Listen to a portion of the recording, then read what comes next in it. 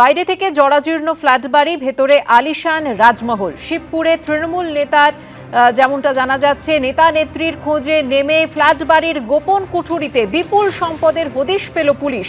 দামি আসবাবপত্র থেকে শুরু করে নজর কাড়া বিলাস সামগ্রী কি নেই সেখানে। গোপন ঘরে লুকোনো সম্পদের বহর দেখে বিস্মিত পুলিশও।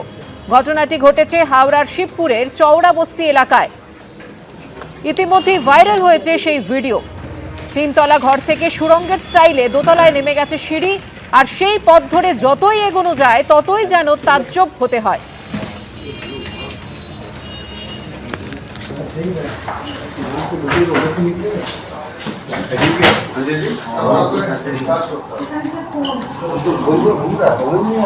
পেয়েছে ওখানে ওই আলমারিতে ছিল।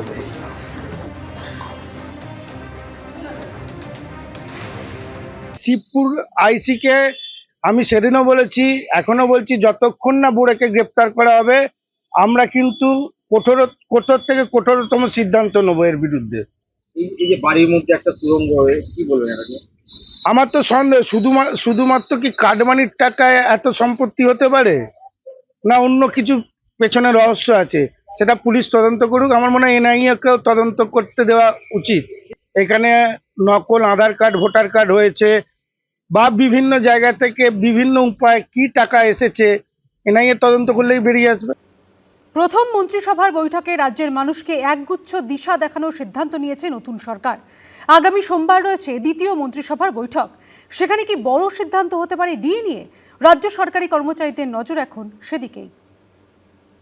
সীমান্তে কাঁটাতারের জন্য বিএসএফকে জমি হস্তান্তর, সরকারি চাকরির আবেদনের বয়সের ঊর্ধ্বসীমা বৃদ্ধি, পশ্চিমবঙ্গে আয়ুষ্মান ভারত প্রকল্প চালু। সোমবার প্রথম মন্ত্রিসভার বৈঠকে এরকম বেশ কিছু গুরুত্বপূর্ণ সিদ্ধান্ত নিয়েছে বিজেপি সরকার। ভোটের আগে দেওয়া কথা তারা রেখেছে, আর এতেই আশার আলো দেখছেন বকেয়া ডিএর দাবিতে আন্দোলন চালিয়ে যাওয়া সরকারি কর্মীরা। কারণ মুখ্যমন্ত্রী শুভেন্দু অধিকারী জানিয়েছেন, আগামী সোমবার মন্ত্রিসভার বৈঠকেই ডিএ এবং বেতন কমিশন নিয়ে সিদ্ধান্ত নেওয়া হবে।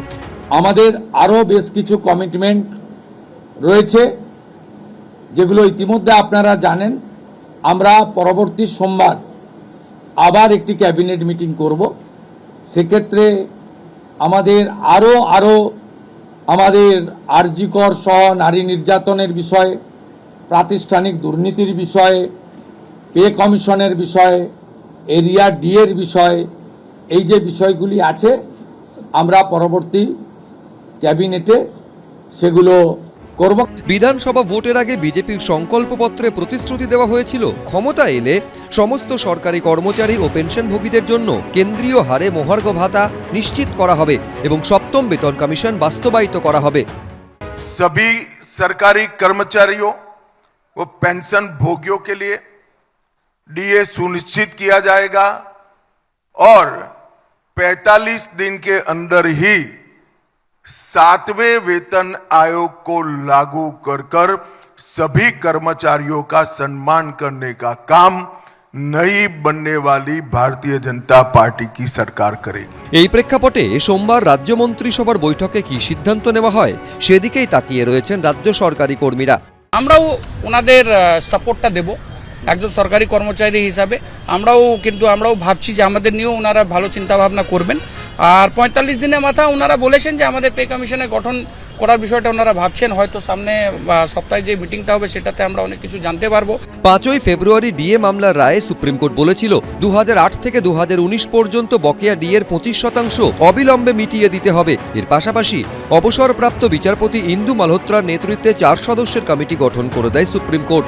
সর্বোচ্চ আদালত নির্দেশ দেয় রাজ্য সরকারের সঙ্গে আলোচনা করে এই কমিটি ঠিক করবে মোট কত টাকা বকেয়া রয়েছে। 25% বকেয়া ডিএ মেটানোর পর বাকি টাকা কিভাবে, কখন বা কটি কিস্তিতে দেওয়া হবে সেটাও ঠিক করবে এই কমিটি। 6 মার্চের মধ্যে কমিটিকে তা ঠিক করতে হবে। 31 মার্চের মধ্যে বাকি বকেয়া টাকার প্রথম কিস্তি দিয়ে দিতে হবে।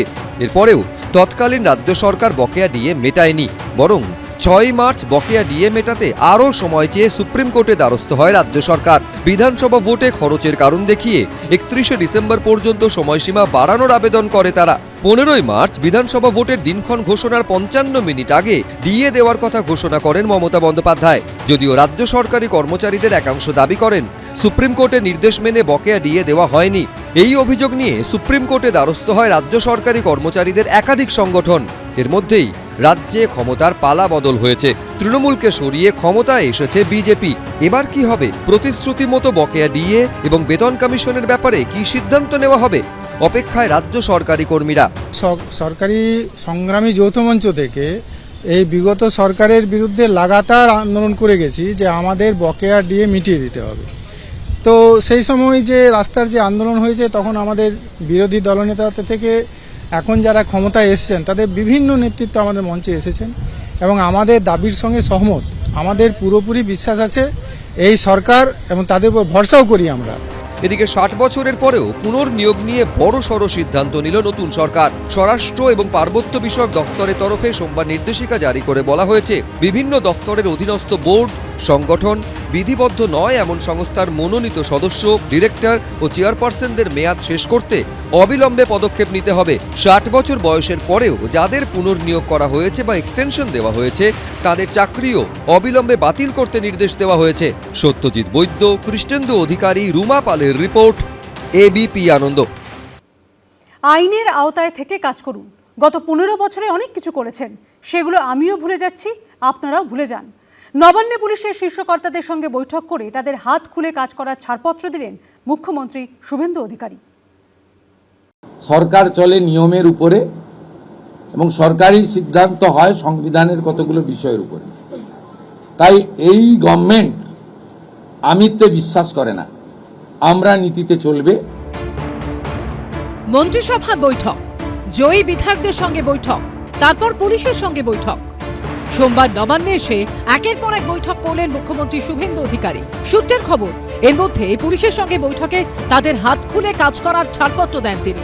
সূত্রের খবর, বৈঠকে পুলিশের শীর্ষ কর্তাদের উদ্দেশ্যে মুখ্যমন্ত্রী শুভেন্দু অধিকারী বলেন, আগে যেমন ছিল যে বিরোধীদের সঙ্গে কথা বলতে পারবেন না, এবার আর তেমন কিছু নেই। প্রয়োজন হলে যে কোনো দলের যে কোনো জেলার নেতাদের সঙ্গে কথা বলতে পারেন। পুরনো অপরাধীদের বিরুদ্ধে ব্যবস্থা নিন। আইনের শাসন প্রতিষ্ঠা করতে হবে। আইন মেনে চলুন, আইনের আওতায় থেকে কাজ করুন। গত 15 বছরে অনেক কিছু করেছেন, সেগুলো আমিও ভুলে যাচ্ছি, আপনারাও ভুলে যান। বিধানসভা ভোটে তৃণমূলের পরাজয়ের পরই মমতা বন্দ্যোপাধ্যায় এবং অভিষেক বন্দ্যোপাধ্যায়ের অতিরিক্ত নিরাপত্তা কাটছাঁটের সিদ্ধান্ত নিয়েছে পুলিশ। সূত্রের খবর, সোমবারের বৈঠকে সেই প্রসঙ্গ ওঠে। পুলিশের শীর্ষ কর্তাদের উদ্দেশ্যে মুখ্যমন্ত্রী শুভেন্দু অধিকারী বলেন, মমতা বন্দ্যোপাধ্যায়ের নিরাপত্তা একই রকম বহাল থাকবে।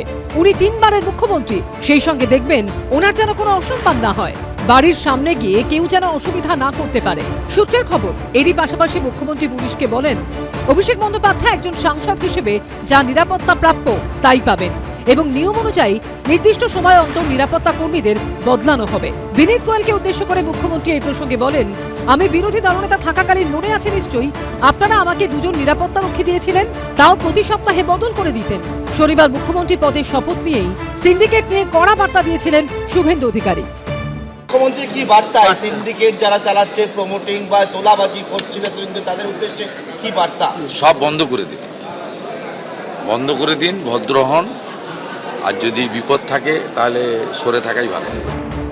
সোমবারে পুলিশের সঙ্গে বৈঠকে মুখ্যমন্ত্রী স্পষ্ট বার্তা দেন, সিন্ডিকেট, বালি, কয়লা, পাথর সহ সব বন্ধ করে দিন। যদি এর পরেও চলে তাহলে ওসি সাসপেন্ড হবেন। পুলিশ সুপারের বিরুদ্ধেও ব্যবস্থা নেওয়া হবে। বৈঠকে পুলিশ কর্তাদের মুখ্যমন্ত্রী শুভেন্দু অধিকারী আরও বলেন, 2021 ও 2023 সালে পঞ্চায়েত ভোটের পর বহু হিংসার ঘটনা ঘটেছে। অনেক মামলায় ধামাচাপা দিয়ে দিয়েছিল পুলিশ, সেই মামলাগুলো খুলুন। পাশাপাশি তিনি নির্দেশ দেন, বাংলাদেশ সীমান্ত দিয়ে অনুপ্রবেশ রুখতে পুলিশকে নিজের ভূমিকা পালন করতে হবে। গুলি সহ বেআইনি অস্ত্র উদ্ধারে বিশেষ অভিযান চালাতে হবে। থানায় কোনো বেআইনি আগ্নেয়াস্ত্র যেন না থাকে। গরু পাচার হতে দেওয়া যাবে না। বেআইনি খননের বিরুদ্ধে কড়া পদক্ষেপ করতে হবে। পার্থপ্রতিম ঘোষ ও কৃষ্ণেন্দু অধিকারী রিপোর্ট, এবিপি আনন্দ। এবিপি আনন্দ, এগিয়ে থাকে, এগিয়ে রাখে।